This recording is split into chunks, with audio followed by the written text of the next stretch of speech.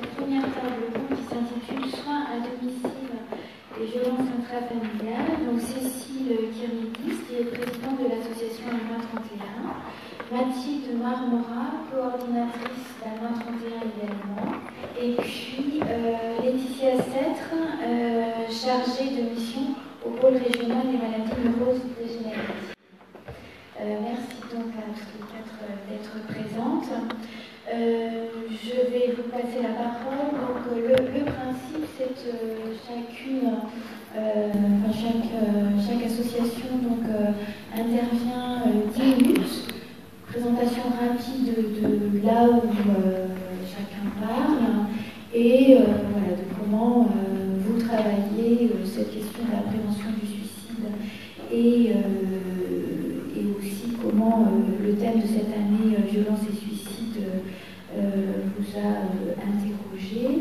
Et à la suite de vos témoignages, la parole est à la salle et à l'échange avec la salle pour faire préciser les questions, mais aussi que chacun puisse témoigner de sa place. Voilà. C'est un échange où il s'agit de co-construire ensemble cette question de la prévention. 10 minutes, donc je ferai la montre le mieux possible. Merci à vous. Merci à vous d'organiser cette journée et de nous avoir invités. Donc, moi je suis Madame Kirmidis, la présidente de l'association Alma 31, qui lutte contre la maltraitance des personnes âgées et des adultes en situation de handicap. On est une antenne départementale de la fédération 3977. Donc, Alma 31 agit dans la prévention du suicide chez les personnes vulnérables que sont les personnes âgées et les adultes en situation de handicap par 2 grandes actions. Donc, la première action, c'est l'écoute et l'accompagnement des personnes qui vont nous contacter par téléphone pour dénoncer des situations de maltraitance. Donc, on a des victimes, en général, c'est plutôt des femmes à 67%. Et les maltraitances ont surtout lieu à domicile dans 78% des cas. Les appelants, donc ça peut être des témoins ou des victimes. Donc dans le cadre de maltraitance à domicile, c'est plutôt 30% des victimes qui vont nous appeler. Et 40% seront des personnes de l'entourage familial et 30% de l'entourage professionnel. Donc tous les intervenants à domicile justement qui vont dénoncer ces situations de maltraitance. Donc par l'écoute et l'accompagnement de ces situations, on va proposer des conseils, on va accompagner dans les démarches pour justement prévenir tout dérapage encore plus violent des situations qui sont dénoncées. Les mises en cause présumées dans les situations de maltraitance, on retrouve dans 52% des cas l'entourage familial également. Donc les enfants, parfois un peu plus éloignés en termes de lien filial, mais qui vont effectivement avoir des actions de maltraitance sur les personnes âgées ou les adultes en situation de handicap. Donc ça, c'est la première mission. Madame Marmora détaillera un peu plus les types de maltraitance et les facteurs de comment est-ce que ça se passe. Mais donc la deuxième mission aussi de notre association, c'est ce que vous disiez tout à l'heure, ça passe par la prévention. Donc on va intervenir auprès des structures qui accueillent des populations vulnérables. Donc ça peut être des EHPAD, ça peut être des structures d'aide à domicile.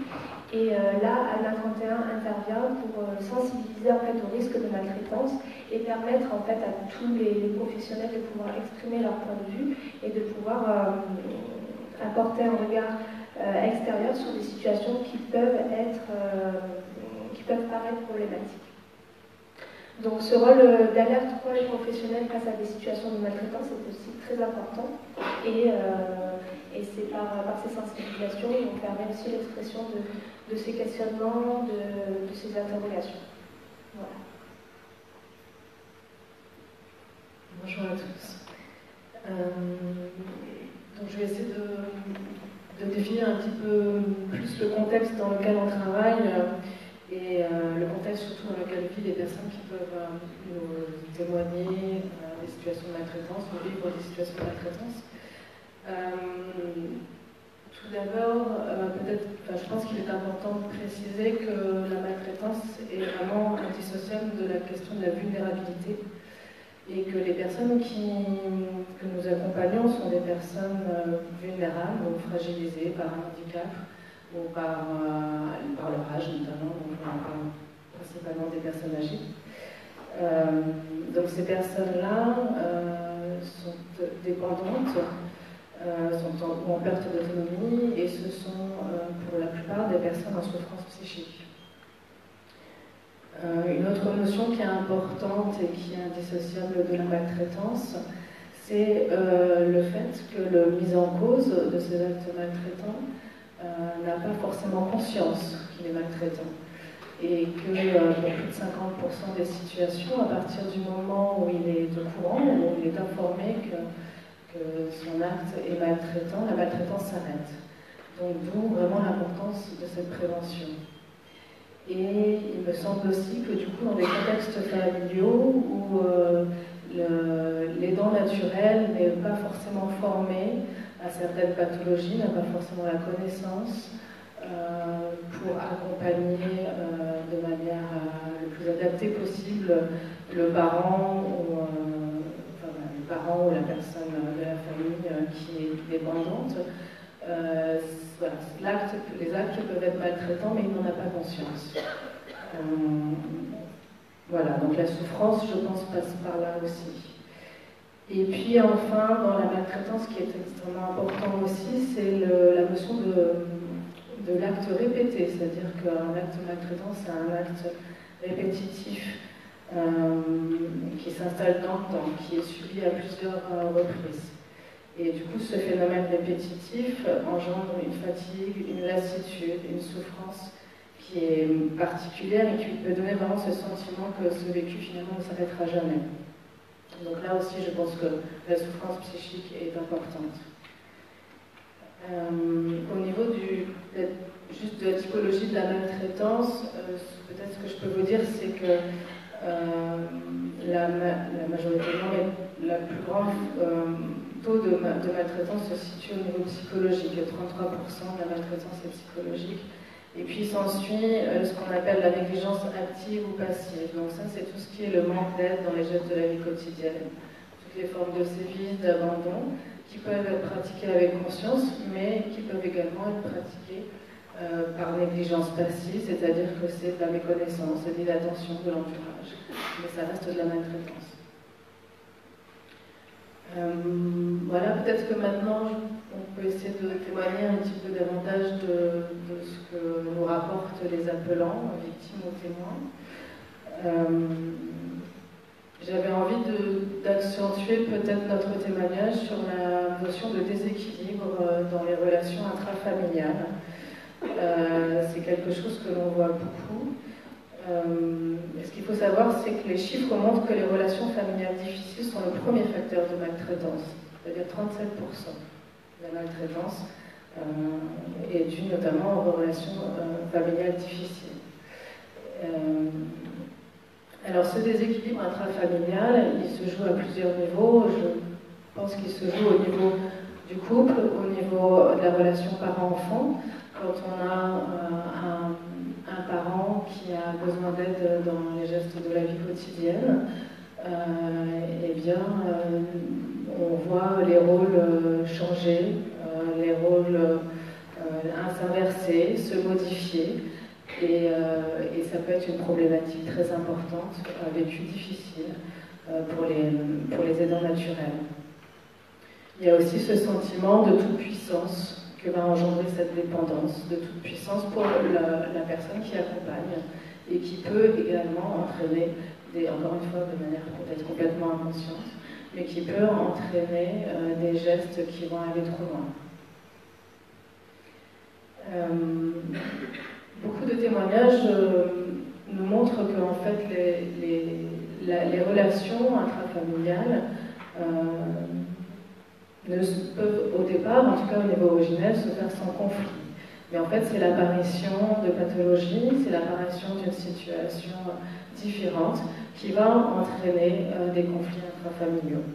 Ce qu'on voit de plus en plus, c'est le retour d'enfants au domicile familial pour des questions de difficultés économiques, financières, des problématiques d'addiction, des divorces, des séparations. Et en fait, cela vient troubler l'équilibre familial et on a beaucoup de témoignages de victimes elles-mêmes, d'ailleurs, beaucoup, qui viennent nous demander de les aider face à des enfants qui sont revenus vivre chez eux et qui troublent les habitudes et qui peuvent même aller jusqu'à des situations de violence très importantes. Et puis, bien sûr, il y a l'apparition de la pathologie qui va entraîner une perte de repères, un changement dans les relations, une perte d'énergie, de patience, des manques d'information, de connaissances, et qui va engendrer énormément de souffrance, qui peut engendrer énormément de souffrance de part et d'autre. La pathologie va entraîner du coup la décision peut-être d'une protection juridique qui va peut-être être familiale. Donc là aussi, c'est pas forcément évident de se retrouver à gérer, à s'occuper des finances de son père, de sa mère, de son frère. Et là aussi, les conflits familiaux peuvent assez rapidement émerger. Ce que nous témoignent aussi beaucoup les personnes en direct, je dirais les victimes directes, c'est leur vécu d'isolement, leur vécu de solitude, leur revendication d'une famille pas suffisamment présente. Et là, voilà, qui nous témoignent vraiment en direct cette souffrance psychique importante et qui se développe de par leur âge. L'accueil en établissement peut effectivement également aussi être source de souffrance et de conflits intrafamiliaux. Voilà, donc de par notre ligne d'écoute, nous sommes témoins de ces victimes, de ces aidants naturels, de ces conflits intrafamiliaux, de cette violence qui peut apparaître.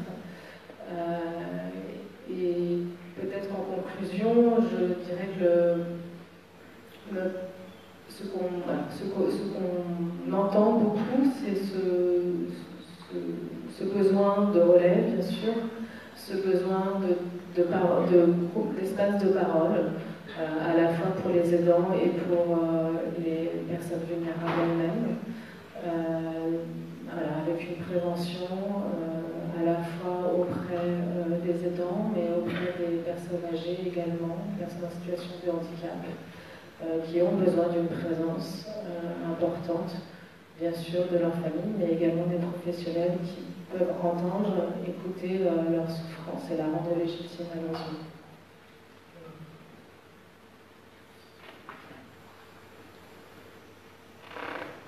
Bonjour à tous.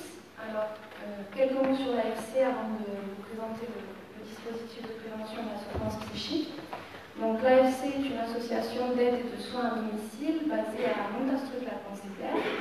Et donc, cette association a pour objectif le maintien à domicile des personnes âgées en perte d'autonomie, mais également des personnes en situation de handicap.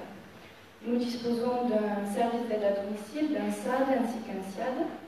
Nous avons également un SPASAD en expérimentation, 3 services spécialisés dans les maladies neurodégénératives, donc une équipe spécialisée Alzheimer, un accueil de jour et une plateforme d'accompagnement et de répit des aidants.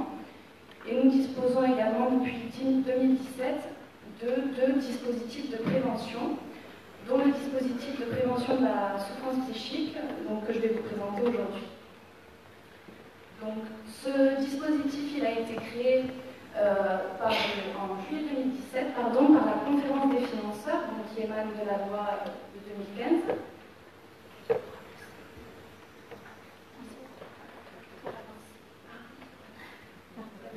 Excusez-moi. Donc il a été mis en place en juillet 2017, financé par la conférence des financeurs qui émane de la loi ASV de 2015. Au niveau du personnel, il y a une coordinatrice, donc moi-même, et une psychologue clinicienne et thérapeute familiale, donc Emmanuelle Ballarin, qui n'a pas pu être présente aujourd'hui. Et nous accompagnons les personnes âgées de 60 ans ou plus. Le secteur d'intervention il est le même que notre SPASAD, donc essentiellement le bassin de santé nord-toulousain. Le déclenchement du dispositif, il peut se faire par la personne elle-même, la personne en souffrance psychique, mais aussi par un proche de cette personne ou un professionnel qui intervient auprès d'elle. Ce dispositif, il peut être déclenché pour plusieurs raisons. Tout d'abord, une souffrance émotionnelle, avec des signes de dépression ou un risque suicidaire, mais également pour d'autres motifs, dont par exemple des troubles cognitifs qui n'auraient pas encore été diagnostiqués, puisque nous pouvons effectuer des bilans cognitifs que nous transmettons ensuite aux médecins traitants en vue d'une orientation vers les consultations mémoire. Concernant la prise en charge des personnes, donc tout d'abord l'orientation, on voit que malgré que la personne peut déclencher elle-même ce dispositif, dans une très grande majorité, ce sont les professionnels qui viennent vers nous pour nous orienter des personnes en souffrance. Nous avons quand même 2 personnes qui nous ont été orientées par la famille. Au niveau des professionnels qui nous orientent, à 1 an et demi de fonctionnement, on voit que c'est essentiellement en interne que nous avons ces orientations, avec une grosse partie des personnes qui nous sont orientées par notre SIAD, donc notre service de soins infirmiers à domicile. Depuis 2017, 94 personnes ont été orientées vers le dispositif. Concernant l'admission, alors il faut savoir que toute personne qui est orientée n'est pas forcément admise dans le service. On considère comme admise une personne qui va bénéficier d'un ou plusieurs entretiens avec un psychologue. Les personnes qui ne sont pas orientées, qui ne sont pas admises, elles le sont pour plusieurs raisons. La première, c'est le refus de la personne, puisque c'est le professionnel qui nous oriente et parfois nous nous heurtons après au refus de la personne d'être accompagnée. Et aussi, la deuxième raison, c'est la réorientation vers des dispositifs qui seraient plus adaptés. Donc en interne, la plateforme des aidants, par exemple, l'accueil de jour ou les A, mais aussi en externe, on peut réorienter vers les CMP ou les MAIA, quand il y a besoin plutôt d'une gestion de cas. Concernant le suivi des personnes, donc depuis juillet 2017, nous avons effectué 186 séances, au minimum une séance pour une personne et au maximum nous sommes allés jusqu'à 21 séances. En moyenne, ça représente 3 séances par personne accompagnée. Les objectifs, je vous le disais tout à l'heure, c'est le soutien psychologique qui peut être fait de manière individuelle pour le couple aidant aidé, mais également des entretiens familiaux. Et également l'objectif de l'évaluation cognitive en vue de l'orientation vers les consultations mémoire. Dans le cadre du suivi, nous avons organisé aussi 3 réunions de concertation. La sortie du dispositif. Donc c'est un dispositif qui n'a pas vocation à accompagner les personnes sur le long terme. C'est un dispositif qui intervient en temps de crise et donc l'accompagnement en moyenne est fait sur 3 mois et demi à peu près. Les sorties du dispositif, en majorité, c'est la résolution de la problématique et l'amélioration de l'état psychique de la personne. Et ensuite, il peut y avoir des abandons, des personnes qui, à un moment donné, ne souhaitent plus être accompagnées, mais également des orientations vers des services plus adaptés à un moment de la prise en charge. Donc voilà pour on va dire, la présentation avec les chiffres. Pour ça, vous parler un petit peu plus, avec ma collègue Emmanuelle, on a souhaité vous présenter une étude de cas d'un couple que nous avons accompagné avec le dispositif, que nous appellerons Monsieur et Madame Amour. Donc, cette situation, elle nous a été orientée en interne par notre SIAD, dans un contexte de suspicion de maltraitance chez un aidant qui accompagnait son épouse à un stade très avancé de la maladie d'Alzheimer, avec des difficultés relationnelles entre l'aidant familial et les aides-soignants. Les aides-soignants qui observaient également des signes d'épuisement de l'aidant et un état de santé très fragile. Dans cette situation, le demandeur et le professionnel puisque c'est l'infirmière du SIAD qui nous rapporte le problème qu'il rencontre. Dans un premier temps, on a donc proposé une rencontre entre la psychologue, l'infirmière du SIAD et M. Amour, pour que chacun, lors de cette rencontre, puisse exprimer ce qui lui posait problème. Pour M. Amour, ce qui posait problème, c'était de ne pas pouvoir sécuriser son épouse lors des soins du SIAD. Pour les professionnels, ce qui posait problème, c'était le vécu intrusif de M. Amour lors des soins, mais également son état de santé fragile. Une fois que tout le monde a pu poser le problème, s'est posé alors la question de comment est-ce que chacun pouvait se sécuriser. A été décidé lors de cet entretien que Madame Ballarin, la psychologue, accompagnerait M. Amour de manière individuelle afin de sécuriser les professionnels du SIAD. Alors on a voulu faire cette vignette parce qu'aujourd'hui le thème c'est le suicide mais également les violences et nous nous sommes demandé dans ce contexte de quel type de violence parlait-on. Effectivement il y a les violences physiques, il y a les violences verbales, mais dans ce contexte on a plutôt observé des violences psychologiques. La première violence psychologique que nous avons observée pour M. Amour et Mme Amour, c'était l'intrusion du professionnel dans la maison. Est-ce que nous, professionnels, nous nous posons la question de savoir comment est-ce que notre présence au sein du domicile peut mettre à mal l'intimité des personnes que nous accompagnons? Est-ce que cette intrusion n'est pas source de violence psychologique pour les personnes? Ensuite, une autre violence psychologique que nous avons observée, c'est celle de faire face à Alzheimer, cette maladie qui est incurable, qui est évolutive et qui est source de violence pour nous, professionnels qui sommes engagés pour soigner.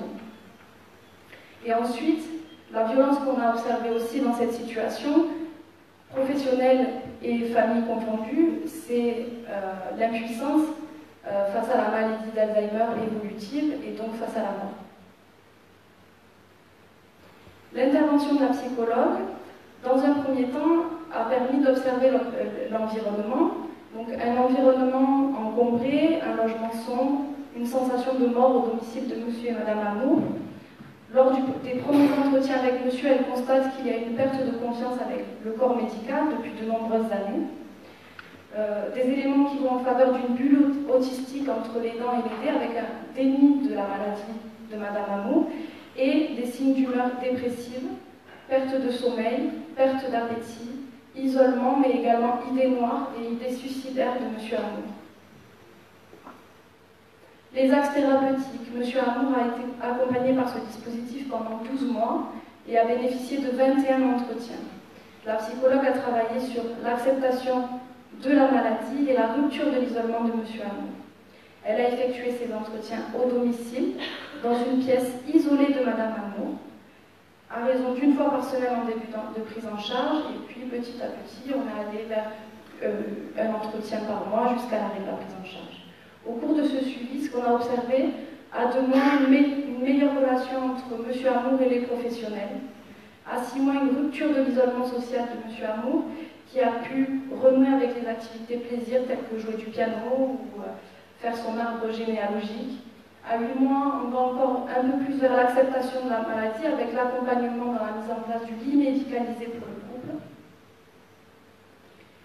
Et en fin de prise en charge à 12 mois, ce qu'on constate, on a fait un bilan, et le fait de parler de la maladie, le fait de parler des conséquences de la maladie violente pour M. et Mme Amour a permis de rendre tiers cette maladie à leur relation de couple et de mettre de l'ordre dans la maison. Mettre de l'ordre dans la maison au sens propre comme au figuré, puisque aujourd'hui, on voit que quand les soignants arrivent au domicile, le logement est beaucoup moins encombré, les fenêtres sont ouvertes, il y a un bouquet de fleurs sur la table, on voit que quand même l'ordre a été mis dans la maison.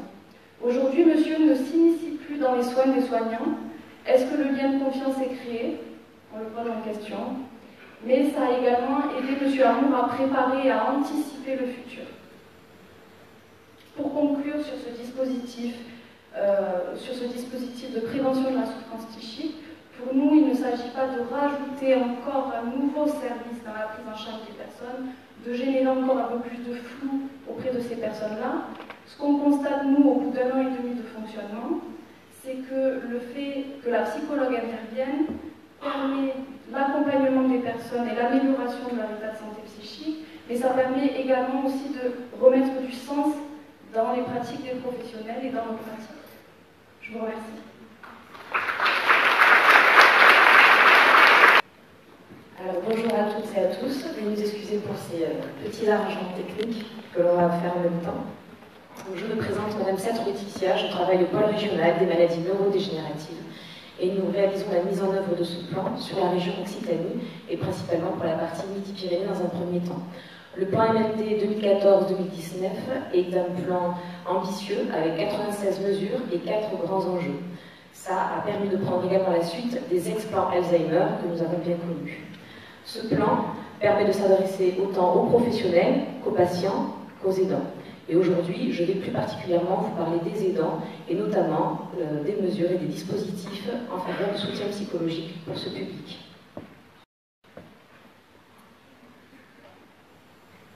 L'épouse d'André est atteinte de la maladie de Parkinson. André est là pour elle au quotidien. Le diagnostic a récemment été annoncé par la neurologue. Et André accorde beaucoup d'importance à la soutenir psychologiquement. Il voit leur situation évoluer et il a peur de ne pas arriver à concilier sa vie professionnelle et sa vie personnelle. André souhaite en parler, mais il ne sait pas à qui s'adresser. Marielle, elle, s'occupe de son conjoint qui est atteint de la maladie d'Alzheimer. Elle est épuisée.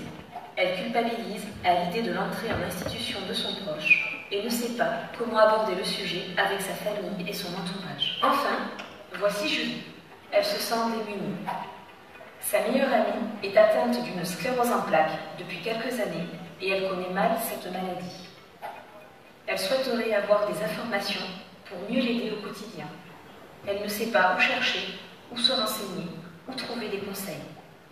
André, Marielle et Julie ont besoin d'être écoutés, conseillés, soutenus, et nous sommes là pour ça. À l'objet d'un proche, ce sont des psychologues bienveillants et à l'écoute qui peuvent accueillir votre situation dans le respect et la confidentialité. Ces professionnels sont formés aux maladies neurodégénératives. Les consultations sont gratuites et vous avez la possibilité d'avoir un suivi avec le même psychologue. Vous trouverez une écoute et un soutien, mais aussi des informations et des orientations pratiques.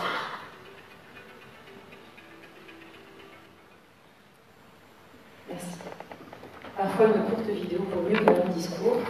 L'objectif, c'était de pouvoir retracer les grandes majorités de situations que nous pouvons rencontrer dans le cadre des dispositifs que je vous ai évoqués tout à l'heure.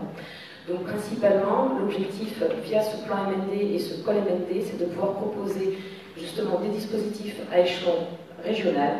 Et l'objectif pour nous ensuite, ça va pouvoir être à la fois de proposer du soutien psychologique de façon ponctuelle ou régulière, mais aussi surtout de pouvoir proposer des orientations. Donc nous travaillons avec l'ensemble des associations ici présentes, vers qui nous orientons et nous réorientons des situations en fonction de la demande et du besoin. Alors je vais essayer de répondre aux 3 questions qui m'ont été posées par Madame Fabienne Faure, notamment sur la première question qui était les constats que nous pouvons faire sur le suicide ou en tout cas le risque suicidaire pour le public que nous accompagnons. Alors, par rapport au risque suicidaire, j'ai envie de répondre tout simplement qu'il est présent dans la majorité des situations que nous accompagnons en soirée, de 18h à 22h. Nous l'avons vu dans l'introduction de cette journée tout à l'heure, avec quelque chose d'important en soirée et en week-end. Effectivement, ce sont des moments très particuliers, très sensibles, j'ai envie de dire. Et donc, c'est quelque chose qui est lent, qui est long, parce que la maladie vient s'insinuer dans tous les interstices de la vie. Et c'est quelque chose qui va venir nous bouger et nous bousculer dans tous nos repères. Donc à la fois sur nos ressources financières, matérielles, mais aussi familiales, amicales. Donc tous les repères peuvent être amenés à être bougés en ce sens. C'est ce qui peut faire que c'est très déstabilisant. Et en 1 an, 2 ans, on se retrouve avec des personnes avec énormément d'anxiété et de souffrance psychologique, effectivement. Sur la deuxième question qui était comment cette question du sujet du suicide, de violence et suicide peuvent être mis en tension. Alors, moi aujourd'hui, j'avais surtout envie de parler des tensions internes. Parce qu'effectivement, on peut retrouver, on l'a très bien décrit, des situations avec de la maltraitance, des difficultés d'organisation avec les services à domicile, etc. Mais nous avons avant tout des aidants familiaux et des familles qui vivent des tensions internes extrêmement forte, puisqu'on se retrouve confronté à des sentiments et des émotions de culpabilité et de honte qui sont très très fortes pour ces émotions. Et c'est un vrai sujet tabou, je trouve, et notamment en France, où il est difficile, compliqué de parler de ses émotions et de ses sentiments. Et je pense que la plus grande des préventions, et la première des préventions, est avant tout la prévention de la verbalisation. Parce que dire les choses, c'est vraiment la première étape. C'est briser la loi du silence, c'est briser la glace, c'est se défaire aussi des représentations, des on-dit, des peurs de jugement. Et ça, c'est très important, et on voit à quel point c'est un cheminement qui est long. Pour notre service d'écoute par téléphone et à domicile, puisque depuis l'année dernière, nous allons également à domicile avec ces psychologues cliniciens formés aux maladies neurodégénératives, nous avons des personnes qui mettent parfois 6 mois, 8 mois avant de décrocher leur téléphone. Donc on voit combien le cheminement est long, très très long, par rapport à tous ces éléments que je viens de citer, que ce soit à la fois familial, mais aussi des questions professionnelles, puisque nous avons beaucoup de personnes aidantes qui sont salariées. On compte à peu près 10% d'aidants en France, dans chaque entreprise de France, et ces aidants familiaux génèrent à peu près 20% d'absentéisme. Donc voilà, nous avons également aussi beaucoup d'entreprises, et notamment des entreprises toulousaines, qui se soucient de la question, avec notamment de grandes entreprises comme Airbus, Continental, NXP, Motorola, mais également des centres hospitaliers comme Purpan, qui commencent à mettre en place le don de RTT, la mise en place de formations aux aidants sur le temps de travail, ce genre de choses. Et là, nous sommes clairement dans une prévention directe, une prévention qui se veut à la fois primaire, secondaire et tertiaire, puisque nous avons des interventions avant la maladie, c'est-à-dire des personnes qui nous contactent pour des soucis de questions. Mon proche ne reconnaît plus ni le sel ni le sucre, qu'est-ce que ça veut dire, est-ce qu'il faut aller consulter, quel diagnostic. Nous avons également des interventions et des accompagnements qui se situent tout au long des étapes de la maladie, mais des étapes aussi de la vie en général. On l'a dit également tout à l'heure en ce qui concerne le suicide, on a parlé d'étapes, de temporalité, de processus. Ce sont vraiment des mots que nous retrouvons dans la souffrance psychique et dans toutes les étapes de la vie en fonction des événements de vie. Et puis bien évidemment un accompagnement sur le après, donc le après, quel que soit le après, si c'est pour une famille par exemple le après ça va être la rentrée en institution, ou ça peut être d'autres événements également. Donc cette action très concrète du soutien psychologique permet cette prévention à mon sens sur ces différentes étapes. Et je crois que si on veut aller au-delà de notre action professionnelle, c'est aussi de replacer les choses dans quelque chose de l'action citoyenne. Parce qu'on parle beaucoup des droits des aidants, on parle beaucoup des droits des patients, mais on parle beaucoup moins des devoirs. Et je pense que le devoir de la verbalisation est quelque chose à pouvoir penser dans quelque chose de collectif tous ensemble. Et pourquoi pas commencer avec aujourd'hui. Merci.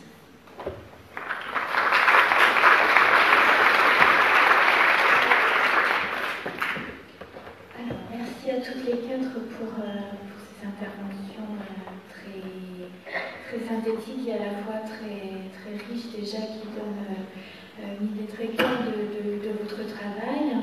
À la fois un travail de veille, un travail qui s'attache aussi à permettre de poser ou soulever les problèmes qui peuvent se trouver des fois dans le silence, dans les familles, et qui permet de mettre des mots sur ce qui se passe, la souffrance, et éventuellement une demande. J'ai bien aimé que vous puissiez aussi évoquer le fait que l'acte des professionnels peut être aussi violent et que ça doit aussi se poser, se penser, s'interroger. Voilà, et qu'il y a ensuite tout un travail de lien à construire dans le temps et que c'est ça qui permet aussi à la fois de dire et à la fois d'approcher chaque situation dans sa particularité. Voilà, c'était juste pour laisser le temps pour chacun de préparer sa réaction ou ses questions à partir de la salle et démarrer l'échange. Voilà, déjà des questions. Alors, je vais avoir une question qui, j'espère, ne va pas vous amener à une réflexion un peu particulière. Je suis sur votre dernier exemple, notamment sur une maladie dégénérative, la sclérose latérale amyotrophique, qui pose un diagnostic souvent bien en amont des barrages de la maladie, qui prend du temps, qui peut aller jusqu'à 3 ans ou plus, suivant les cas, pour que la personne arrive à terme de sa vie, on va dire, et qui est quelque chose que la personne va vivre d'une manière très consciente. Je parle de la personne qui est elle-même touchée par cette maladie. Je parle aussi de l'entourage familial, certes, mais aussi de l'entourage amical de cette personne qui va être confrontée à sa vie, qui va se dégrader au fur et à mesure du temps. Je vous cite un exemple, une personne qui avait conscience de sa maladie, puisque son père avait déjà eu la même maladie. Donc savait exactement qu'est-ce qui allait se passer, qui a beaucoup travaillé sur elle-même pour survivre pendant 3 ans, donc s'est beaucoup battue par rapport à sa propre maladie, parce que ça demande un combat également, mais s'est posé la question de la fin de son parcours. Et là, je suis un peu embêtée de vous dire ça comme ça, mais en même temps, elle souhaitait mourir dans la dignité. C'était son choix. Donc moi, je n'appellerais pas ça un suicide, j'appellerais ça elle-même un vrai choix. Et ce choix n'a pas été possible, parce que c'est très compliqué de le mettre en place. Et ça a été très, très entendu par ses amis proches, qui ont essayé de la soutenir, très mal perçue par sa famille, qui même au départ la soutenait, mais après n'a pas pu, et on peut les comprendre aussi, parce que c'est très compliqué. Très entendue par les soins palliatifs où elle se trouvait, mais qui ne pouvaient pas l'accompagner d'une manière comme elle le souhaitait elle-même, hein, parce qu'elle voulait aller en Suisse, après voilà. Et on voyait bien sa souffrance à exprimer tout ça. Donc ma question est là, je me dis, qu'est-ce qu'on fait par rapport à ce genre de réaction, qui est quand même une réaction très difficile, hein, quand on se retrouve face à ça. Voilà. Alors c'est une question délicate pour laquelle je ne peux pas répondre, bien évidemment. En tout cas, je tiens déjà à confirmer effectivement que la SLA, la sclérose latérale amyotrophique, est une des maladies neurodégénératives donc, qui est la plus rapide, puisqu'effectivement la moyenne d'espérance de durée de vie est de 3 ans. Et d'ailleurs, sur notre ligne d'approche, nous avons déjà reçu des appels de familles et de patients directement qui ont souhaité partir en Suisse, hein, pour certains. Pour d'autres qui sont venus chercher de l'information, donc effectivement sur la question de l'euthanasie, sur la question de la fin de vie, sur la différence avec la sédation, donc effectivement en soins palliatifs, il y a vraiment cet accompagnement-là sur la sédation profonde et continue. Et pour être en partenariat étroit avec le centre SLA du CHU Purpan, nous avons effectivement des accompagnements en ce sens, avec le choix de la personne, le choix du patient, qui doit être accompagné et en lien aussi avec les dernières volontés, hein, puisque c'est quelque chose qui est important à pouvoir faire savoir en amont. D'ailleurs, ça serait intéressant aujourd'hui ici de savoir qui a écrit ces dernières volontés par rapport à la question de cette fin de vie. Et sur le maintien ou pas, là, on peut aussi faire référence à des cas qui ont relancé le débat, comme par exemple la situation de Vincent Lambert, etc. Donc c'est effectivement quelque chose qui revient régulièrement, et notamment sur ces maladies neurodégénératives où on se sait partir, on se voit partir. Donc il y a tout l'aspect médical, mais également sur l'accompagnement psychologique. Je me rappelle d'une dame qui nous avait appelé et qui se présente comme étant aidante d'un monsieur atteint de SLA, en disant, on va changer le nom bien évidemment, elle disait s'appelait Madame Martin et accompagnait Monsieur Dupont. Et à la fin du premier entretien, on s'est aperçu qu'en fait cette dame avait été mariée 20 ans avec cette personne, et que pour enclencher ce processus de deuil, avec le choix de vie qu'ils avaient fait, la Suisse, etc., elle avait déjà repris son nom de jeune fille et parlé de l'un et de l'autre de cette façon-là. Donc voilà, c'est un exemple parmi tant d'autres, parce que chaque situation est singulière, et ils avaient fait ce choix-là d'accompagnement, de fin de vie. Après, comme vous l'avez évoqué, sur les différences et les conflits qu'il peut y avoir au sein d'une même famille, ça reste très très compliqué. Néanmoins, je pense que ce qui peut être important dans ce cadre-là, ça va être de revenir sur un accompagnement, alors psycho, médiation, à voir en fonction, mais pour pouvoir comprendre la vision de l'autre, ses souffrances, et jusqu'où on peut aller, où on veut aller, en respect des choix et des possibles de chacun.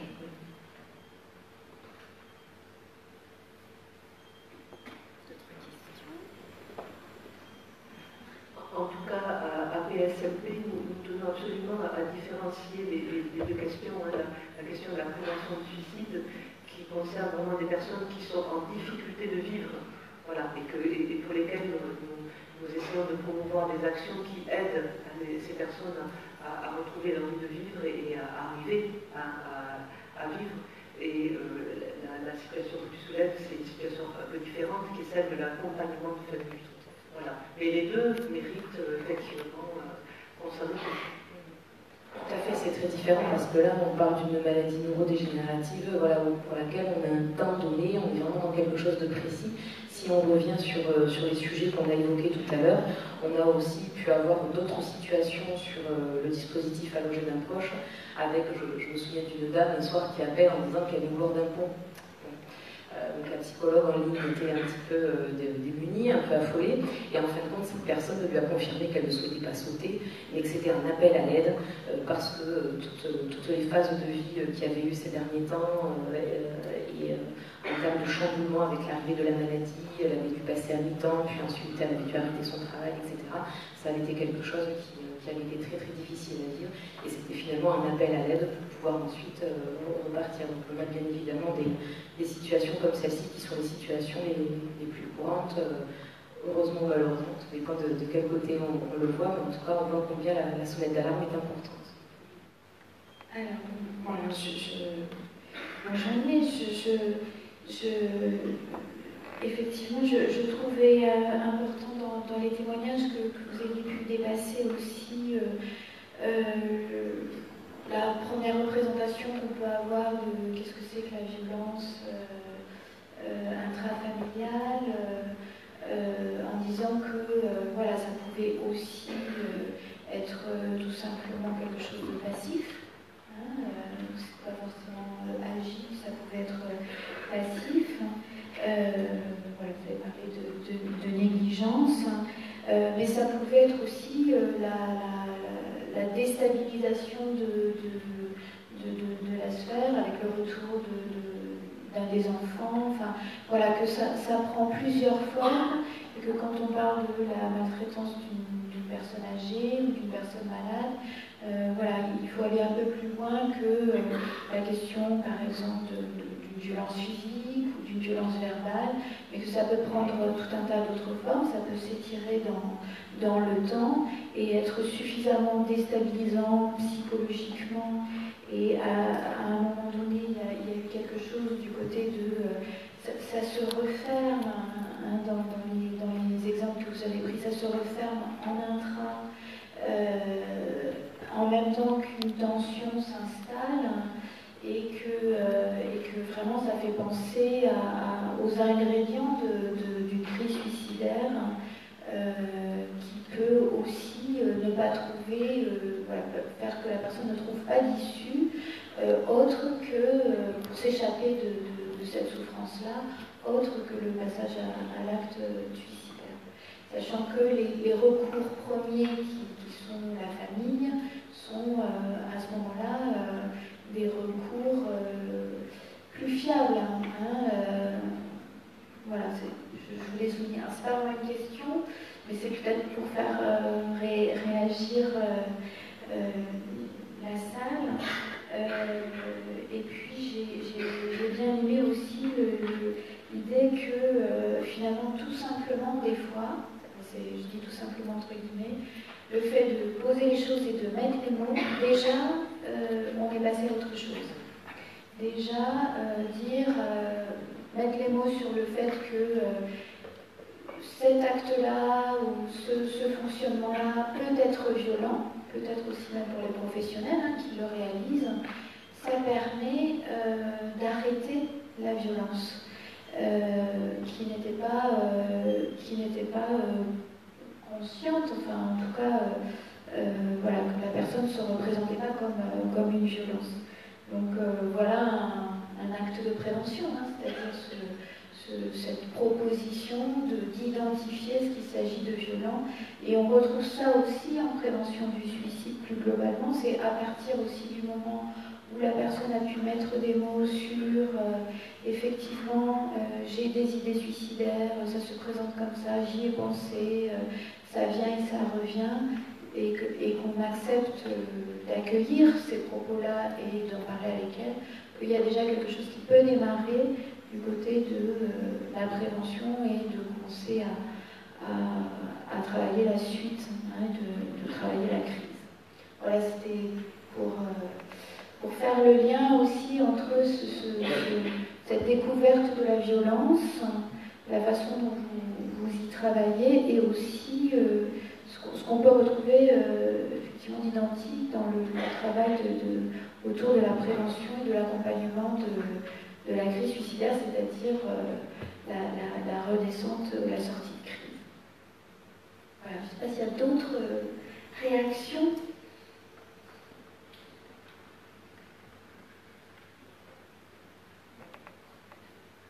Je voulais rebondir sur ce que vous venez de dire. Lorsqu'on est au tout début de prise en charge, notamment par exemple de soutien psychologique, dans le travail de communication et de verbalisation, on peut voir aussi à quel point c'est important de revenir sur des référentiels. C'est-à-dire des référentiels, pas peut-être que pour vous et moi, le terme violence ou ce qu'on y met derrière, on ne va pas y mettre la même chose, il y aura des choses différentes. Et c'est ce qu'on peut retrouver aussi sur des situations où à domicile, le fait d'imposer une tenue à une personne ou à son conjoint le matin au lever, pour une personne ça va être violente et pour l'autre pas. Et de revenir déjà sur ces bases-là et ces basiques-là, je pense que c'est une forme de prévention aussi sur cet aspect verbal. C'est ce que j'allais dire, c'est vrai que dans ce qu'on présentait, les situations qui nous sont rapportées, on a souvent cette problématique, comme on disait, donc les enfants qui reviennent à domicile, tout ça par exemple, ne se rendent pas compte, ce que vous soulignez, de la violence que ça peut être pour la personne qui a sa routine, son train de vie, et qui du coup se doit imposer un changement, dont tu n'es pas forcément demandeur, et qui ne peut pas forcément questionner parce qu'il y a toute la question de la culpabilité, bon, c'est mon enfant, je ne vais pas. Enfin, on a toute cette problématique-là où en fait la victime de maltraitance n'est pas forcément interrogée et on ne se dit pas, tiens, ça peut la gêner. Et souvent, elle garde le silence, donc c'est vrai que ce tabou-là n'est pas levé, parce que souvent la personne se dit, bon, j'ai peut-être pas grand-chose à dire, après tout, il vient pour s'occuper de moi, ou pas, c'est vrai que c'est peut-être la raison de base du retour, mais souvent, quand on creuse, on voit que c'est pas forcément le cas. Donc il y a cette problématique de qu'est-ce que ressent la victime, en fait, qui n'est pas toujours soulevée et qui est souvent ignorée. Et là, dans le débat de la communication, des échanges à avoir dans la famille, c'est aussi se poser la question et donc effectivement avoir ce regard croisé sur ce que chacun ressent et sur quel mot, quelle définition chacun met derrière chaque mot, qui n'est pas toujours évident. Juste pour compléter, effectivement, c'est vrai que le fait de poser le problème ensemble, ça permet non seulement à la personne de pouvoir exprimer ce qui lui fait souffrance, mais ça permet aussi au professionnel ou à l'autre personne de se rendre compte de ce qui fait souffrance pour l'autre. Et se rendre compte de ce qui fait souffrance pour l'autre, c'est prendre conscience aussi de l'autre, et c'est ça qui permet déjà dans un premier temps d'apaiser les conflits et de pouvoir finalement, dans cette situation que je vous ai donnée, l'intrusion de monsieur dans les soins n'était après plus vécue de la même manière par les soignants, qui prenaient conscience que pour monsieur, le fait d'être présent lors du soin, c'était une manière de se rassurer lui-même. Et donc c'était plus du tout vécu de la même façon.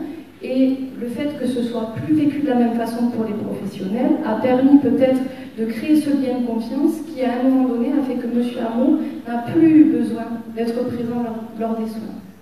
Je pense que voilà, c'est le fait de poser le problème, de poser à la base ce qui faisait souffrance pour tout le monde, qui a permis ensuite de désamorcer ce conflit entre le professionnel et le monsieur.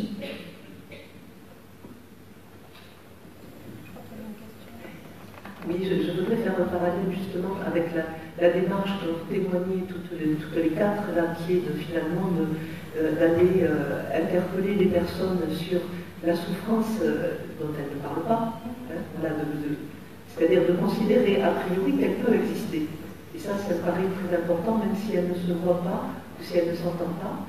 et aussi de vous interpeller vous-même en tant que professionnel sur la maltraitance dont vous pourriez être l'auteur.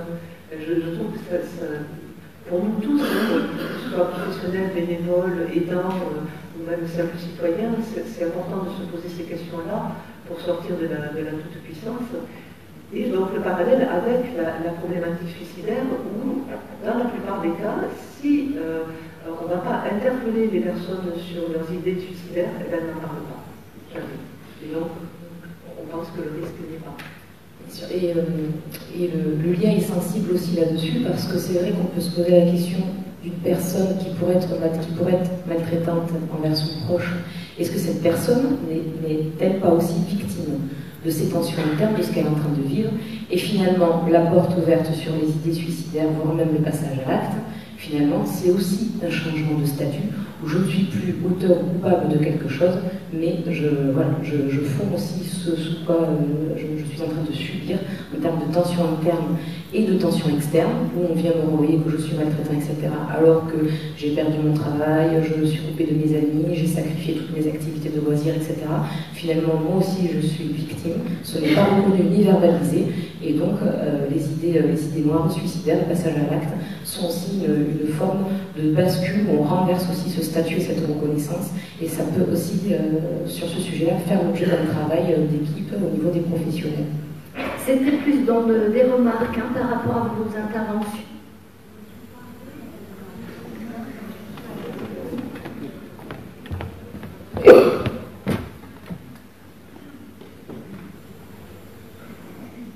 Donc voilà, c'était pour revenir sur vos interventions, des petites remarques. Vous parlez de l'agresseur, de l'agressé, du maltraitant, du maltraité. Et je pense que les choses sont beaucoup plus complexes et beaucoup plus en finesse que ça. Quand on est en position d'aidant, c'est une position que l'on n'a pas choisie, c'est une position dans laquelle on est assigné et que l'on va habiter sans savoir à quoi on s'attend. Et après, la violence, elle peut être du côté de celui qui va être assigné à cette position-là. Et dans ce que l'on peut voir dans le quotidien, c'est qu'il y a de l'épuisement. Et de l'épuisement, c'est source aussi de maltraitance. Et que la vulnérabilité, elle peut être aussi des deux côtés. Et que quand on est dans une vision un peu binaire de l'agressé, de l'agresseur, on occulte cette réalité-là. Et il ne faut pas oublier que quand on rentre dans une situation familiale, au domicile de quelqu'un, déjà on est intrusif de fait. Parce que le domicile, c'est l'intime de la personne, de la famille. Et quand on est professionnel, on n'a pas été choisi, on est imposé pour venir chez les gens. Et ça, c'est une notion aussi qu'on doit garder en mémoire. Et quand, dans votre exposé, vous disiez, le psycho trouve que c'est ceci, cela, sombre, je ne sais pas quoi, le chaos. Mais pour les gens, c'est quoi leur intérieur? Est-ce que tous ces objets qui sont entassés, c'est pas leur histoire aussi? Et est-ce que ce qui est plus intéressant, c'est pas en tant que psycho ce qu'on en pense, mais eux, comment ils le vivent? Et peut-être qu'ils n'ont pas envie de mettre de l'ordre chez eux. Peut-être que leur bazar, à vos yeux, c'est leur intime à eux, et c'est ceux dans lesquels ils se sentent bien. Et souvent, quand on va chez les gens avec une façon de penser, on peut ne plus être respectueux de ceux de leur cadre et de ceux dans lesquels ils vivent. Après, dans ce qu'on peut voir dans le quotidien, quand il y a de l'épuisement, là où on est en difficulté, c'est pour des séjours de répit, le peu de structure qui existe, pour que les dents puissent souffler aussi. Voilà, parce que c'est bien d'écouter la souffrance, mais qu'est-ce qu'on en fait après? Et je pense qu'on ne peut pas occulter l'accompagnement social qui se fait avec l'accompagnement psycho, mais ça va de pair en étroite collaboration avec l'accompagnement social. Parce qu'une fois qu'on a identifié les sources de souffrance qu'on a menées, il faut aussi qu'il y ait cet accompagnement-là qui se fasse. Et pour finir, quand on disait qu'il y avait les demandes d'euthanasie, il y a quelque chose qu'il faut rappeler, c'est la législation. On est dans un cadre législatif. Et ça, on ne peut pas l'occulter. Et c'est à partir de ça que le soin palliatif va se mettre en place. Voilà la première remarque.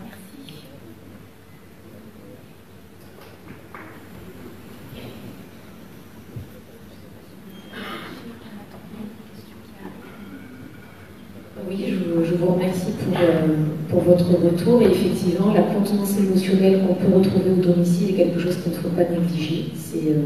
Le domicile est quelque chose de très particulier. J'en profite aussi pour revenir sur notre dispositif des 5 séances de soutien psychologique, parce que j'en ai pas parlé tout à l'heure. En appelant sur la ligne à loger d'un proche, les aidants familiaux peuvent avoir 5 séances de soutien psychologique de façon gratuite. Alors, si ce sont des personnes de moins de 60 ans sur le secteur nord-toulousain, ça sera pour l'AFC. Pour les autres départements de la région, ce sont des séances qui peuvent se réaliser à domicile, en cabinet ou sur lieu partenaire. Et justement, sur ces 3 orientations-là de lieu, c'est une réponse, justement, madame, à la question du domicile, pour qui ce n'est parfois tout simplement pas possible, et où les familles nous disent le domicile ne sera pas possible. Donc nous avons mis en place ce système soit de cabinet, soit de lieu partenaire, pour pouvoir nous rendre chez nos collègues, justement, et proposer ce type de séance. Je voulais simplement faire une parenthèse actualité sur l'élément de répit, puisque sur la région Occitanie, nous avons 3 projets de maisons de répit pour lesquels l'appel à projet ARS devrait être publié la semaine prochaine. Donc on avance tout doucement. Et la question des lois et de l'adaptabilité sur la reconnaissance du statut de l'aidant fait aussi partie des questionnements. Bon, juste excusez-moi, juste pour réagir sur donc les observations qu'avait fait la psychologue sur le logement encombré. Alors, c'est ces observations.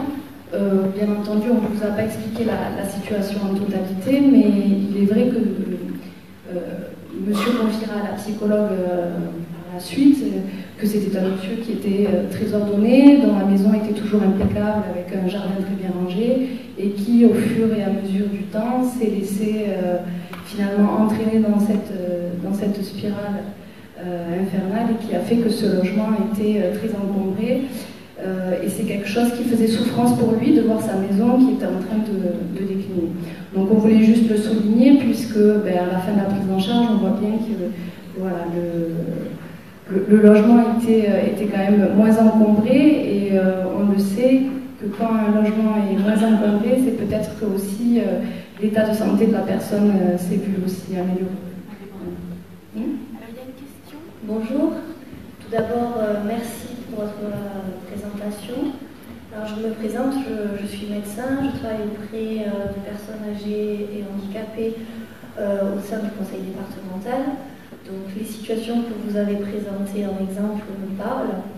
Et c'est une question qui s'adresse, alors je ne sais pas s'il y a encore des représentants de l'ARS. Oui, bon, mais tant mieux. Donc on se rend compte que dans ces situations complexes de violence et de souffrance psychologique, l'importance de l'accompagnement et de l'écoute est ce qui nous manque. Alors, heureusement que vous êtes là, hein, les associations ou le pôle des maladies neurodégénératives.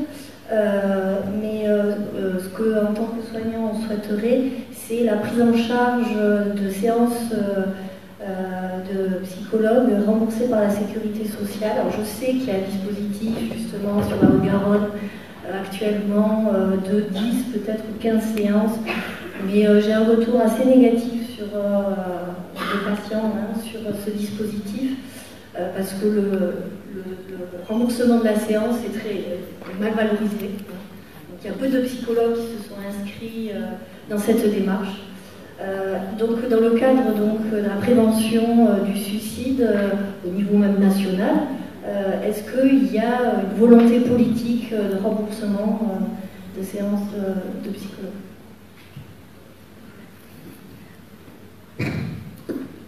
C'est vrai que sur ce sujet-là, l'ARS n'est pas en responsabilité directe, puisqu'il s'agit de remboursement par l'assurance maladie.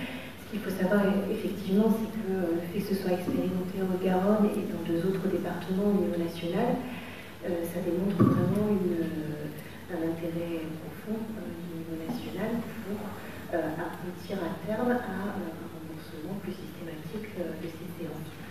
Après, il est vrai, vous le soulignez très bien, que c'est un processus qui va nécessiter un certain nombre d'étapes. On sait effectivement que la valorisation des actes médicaux est une étape importante, qui est toujours et encore assez difficile de valoriser de manière suffisante et réaliste le temps passé auprès d'un patient pour répondre à sa problématique réelle. Pour autant, je pense que cette phase d'expérimentation a justement pour enjeu de mesurer ces choses-là et les difficultés que l'on peut être amené à constater dans l'expérimentation actuelle en Europe permettront, nous l'espérons, de prendre en compte ces différentes difficultés pour que la solution qui soit proposée à la fin soit plus satisfaisante. Oui, j'ai juste une question par rapport à tous ces dispositifs qui ont été présentés, effectivement, qui sont impressionnants dans la relation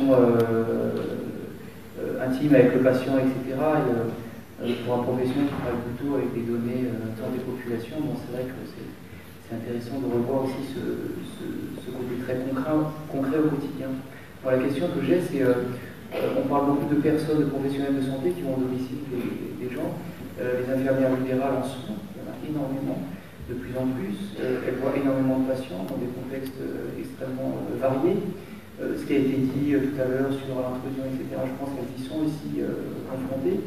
Et potentiellement peuvent aussi observer des choses et se poser des questions par rapport à la violence, au risque suicidaire, etc. Et je ne sais pas si elles ont une bonne connaissance des dispositifs qui existent et puis des passerelles qu'il pourrait y avoir ou le porter à connaissance avec ce milieu-là, un transfert vers une autre spécialité. Mais en tout cas, c'est vraiment aussi des acteurs de proximité des patients.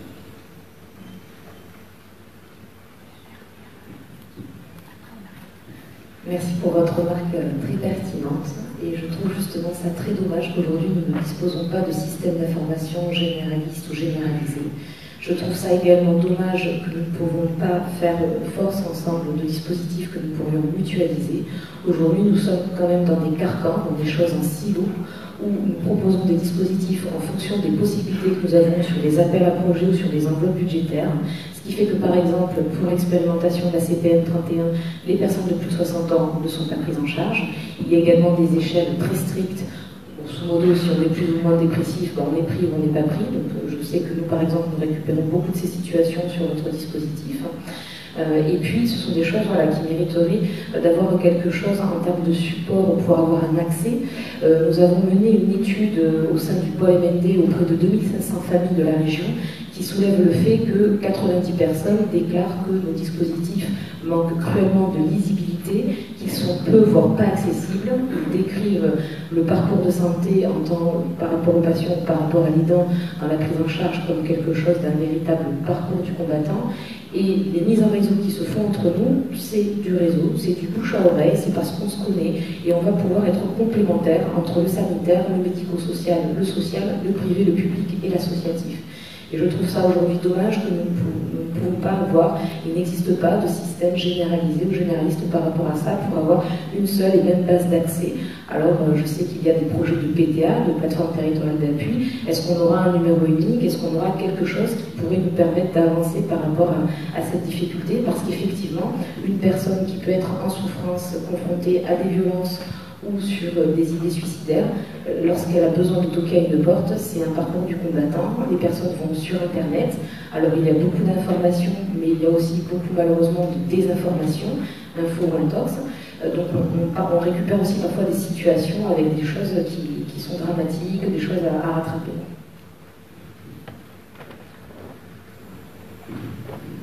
Alors on va prendre une dernière question, que je vois que c'est la dernière parce qu'après il faut qu'on fasse une pause et qu'on prévoit le temps de la deuxième table ronde qui sera très riche aussi, je pense.